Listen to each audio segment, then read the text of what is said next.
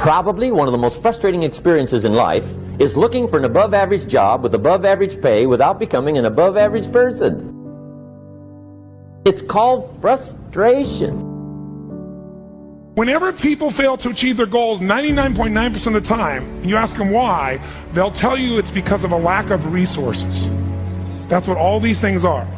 I didn't have the support, right? I didn't have the money, we didn't have the time, we didn't have this, we didn't have that. There's a resource that people believe is missing. And that resource belief structure then keeps people from ever being able to really lead. Because what leaders do is they find a way to maximize whatever resources they have, as little as they may be, and they don't believe in limited resources. What are the emotions that make all this possible? What's the fuel that takes an idea from being in your head where you intellectually know what to do? How many have had an idea, for example, was a great idea, you're excited about it, and then you didn't do anything. One day, there you saw it on the shelf, you saw it somewhere else, someone stole your idea. How many have had this happen? Say aye. Whenever you look at where you want to go, I'm wanting to warn you, you will have some conversation back here after you go through the data that you've experienced in life saying you can't do it. And so what you want to begin to do is ignore that inner conversation. Well, most people, ladies and gentlemen, when something happens to them, what they do is they begin to believe that that's the way it is. That's the way it's always been. And they can't see the possibility of it being any different. What are you feeding on? Pay attention to what you're putting in your spirit. You're called to be an eagle, but sometimes we're acting like a chicken. Do you know a chicken will eat its own waste? A chicken feeds off of what's been discarded, off of what's supposed to be trashed. Maybe that's why a chicken has wings, but it can't really fly. It holds on to what it should have released. You need to view the negative things in your life as waste. You're not supposed to feed on it. It's over, you've been through it, you've eliminated it, now move on. Don't go back to what you've released. If you're always feeding off of what's been discarded, reliving old hurts, thinking about what you've lost, that's going to keep you from flying. And I'm saying that if you know anybody that had some goal, some dream, something they wanted to do, and they did it, then I'm saying that you know in your heart that if someone has done it, then you can do it. It's possible. And that if someone can make their dream become a reality, that it's possible that you can make your dream become reality. And so as you begin to look at where you want to go, beginning to embrace that, it's possible. I'm blessed and highly favored. I've got a lot going for me. I got some good stuff in me. And it's possible that I can bring my greatness out here in the universe. That I can do what I want to do. It's possible I can write my own book. I can have my own business. I can take the trip and travel around the world. It's possible. I can bounce back from adversity and reinvent my life. It's possible. Regardless of where I am, the things can get better for me. It's possible. What direction is your attitude taking you? In your marriage, in your relationships, are you kind, respectful, fun to be around? In your career, are you positive, being your best, helping others? Or do you need to make an adjustment? Don't wait till it's too late, till the relationship comes to an end, till the company says they don't need you anymore. Make the changes now. Get rid of anything you know that's holding you back. Being negative, finding fault, that old attitude doesn't smell good. It's going to taint you everywhere you go. This couple moved into a new neighborhood. One morning while they were eating breakfast, the lady looked out the window and saw her neighbor hanging the wash on the line to dry. And she noticed the wash was so dirty and so dingy. She said to her husband, "That neighbor doesn't know how to wash. The clothes aren't clean. She must not even use detergent." Week after week, she looked out this window and saw the clothes and made the same comments about how dirty the laundry was. One morning, she looked out the window and the clothes were as clean and bright as could be. She couldn't believe it. She called her husband in, said, "Look, she finally learned how to wash. I wonder what happened." The husband smiled and said, "Honey, I got up early this morning and cleaned our windows." The problem wasn't that the neighbor's laundry was so dirty. The problem was the window the lady was looking out was not clean. Many times, how dirty our neighbor's clothes are depends on how clean our window is. The scripture says, to the pure, all things are pure. And if you're always finding fault, complaining about the traffic, critical of your spouse, may I suggest your window is dirty? The problem is not external, it's internal. You're looking through a tainted filter. At some point, we have to look in the mirror and say, maybe I'm the one that needs to change. Maybe I've developed a habit of seeing what's wrong rather than what's right. Maybe I've trained myself to be negative, disrespectful, hard to get along with. That's why it's so important every morning to put on this fresh, new attitude. I'm excited about this day. I don't have to go to work. I get to go to work. I'm grateful for this job. I'm not focusing on what's wrong. Lord, I want to thank you for what's right in my life. You know what you're doing? You're cleaning your windows. Now, think of this for a moment. You and I have infinite potential. Now, I said before, I don't know how much infinite is. I just know it's a lot. Has no beginning and no end. That's the potential we've got. We've got all of this power, yet if you watch the way most people live, you would think that they were just about out of juice.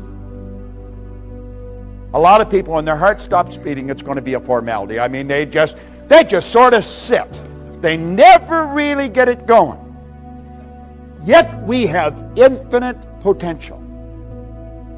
We're dealing with something pretty big. If we're going to find out something about ourselves, we have to look at this. You say, this is over my head. No, it's not. I teach this to kids. I got it. This all tied into the science of getting rich. Rich resources are lying dormant within us. You and I are spiritual beings. There's only two sources of reference to go to find out anything about ourselves. One's science and the other's theology. You'll hear people say they're having a spiritual experience. They're not having a spiritual experience. They are spiritual. They're having a physical experience. We're spiritual beings living in physical bodies, and we've been gifted with an intellect. Most people really don't understand that part. But that's where the power lies. All right? And our emotional state is going to be determined by how we use our intellectual factors. Andrew Carnegie told Napoleon Hill, he said, any idea that's held in the mind, that's emphasized, that's either feared or revered, will begin at once to clothe itself in the most convenient and appropriate physical form that's available. You see, Dr. J.B. Ryan said the mind is the greatest power in all of creation. Very few people understand it. If you go on our website, you just go to bobproctor.com, you'll see a quote there by Dr. John Mike, a psychiatrist from Florida. He said, I taught him more about the mind in 1 year than he'd learned in 4 years of medical school, 5 years of psychiatric training. And what I taught him was just what a Dr. Roeder taught me. I was always amazed by that. I thought, what do they teach you in medical school? You know, and what we're doing is getting in at the non-physical side of ourselves, and that's where all the power lies. It's a beautiful concept as we start to understand it. What do we need? We need understanding. You really want to change your income, you've got to change your understanding. Now, there's only two things you have to know to really make things happen big in your life. Number one, you have to know where you are, and number two, you have to know where you're going. Now, you see, most programs get you focused on where you're going. That's very important that we have a goal. You've got to know where you're going. But what happened to me that was totally different is Ray Stanford got me to focus first on where I was. He got me to look at what I was doing with my life, got me to take responsibility. He said, your results aren't bad and they're not good, they're just results. Nothing's bad or good except our thinking makes it so. He said, you have to ask yourself, are those the results you want? And I said, no. Well, he said, if you will pay attention and you'll do what I suggest, I can show you how to change it. You see? And my whole life started to change. Most people get us focused on the goal. If we don't know where we're at, we're not going to... Let's suppose we all bail out of a plane and safely land somewhere on the planet. Our objective is to get to this room. Now, we know where this theater is. We know where this room is. Our problem is we don't know where we are. Now, let's say it's overcast. We'll build a ridiculous situation. It's overcast. There's no street signs. There's no wind. There's no compass. There's no map. There's no people. But we know we're on the north. I mean, we could be in Milwaukee heading towards the Canadian border. We could be in Los Angeles heading towards Tijuana. You could be in Atlanta heading towards Miami. We could be right outside this theater and walk away from it. If we don't know where we are, it won't matter where you're going. So you see, we've got to take a good, honest look at ourselves. What am I doing? What works? What doesn't? Who am I? And as we really get a grip on this, everything in our world will begin to change.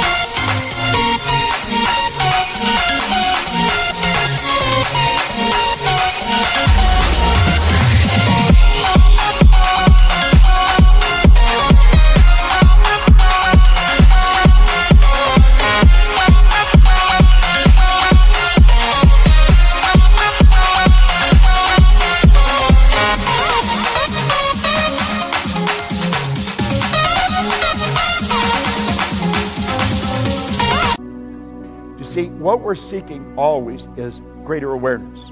We're always wanting to raise our level of awareness because our results are an expression of our level of awareness. And the only way to improve results is to increase our level of awareness. All right? Now, effective goals inspire us to move to increasingly higher levels of awareness. Now here, yes, what you'll find that people say they want greater health, happiness, peace of mind. All these results are the result of a higher level of awareness. So it's awareness that we should be seeking. We want to raise this and everything else starts to happen. It happens like unadulterated magic. That's what happened to me and I couldn't understand it. Now there's a basic law that said everything in life is either growing or dying. It's either create or...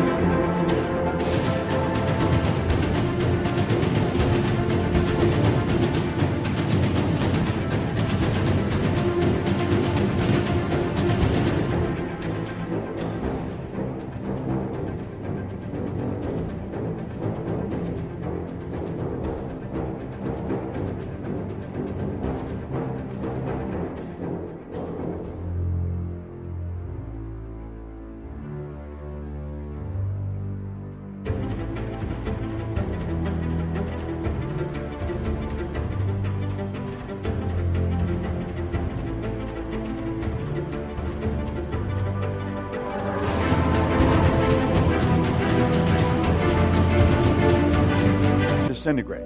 So you're never going to stay where you are. Your results are going to get better or they're going to get worse. It's create or disintegrate. No one stays where they are. Now the truth is, I think most people get a little better and a little worse. A little better and a little worse. When they get a little better, they're forcing it. But force negates. You see, there's something inside of you that's urging you to grow. This is the spiritual side of our personality. It's the essence of our being, and spirit's always for expansion and fuller expression. There's something in you that wants you to grow. If you run, you want to run faster. If you jump, you want to jump higher. If you sell, you want to sell more. This is good. It causes dissatisfaction. Dissatisfaction is a creative state. My grandmother pretty well raised me, and she taught me that I should be satisfied with what I've got. Grandma was wrong. I should be happy with what I've got, but never satisfied. It's dissatisfaction that gave us the incandescent light. It's dissatisfaction that gave us air travel. It's dissatisfaction that gave us the internet. All those things were always here.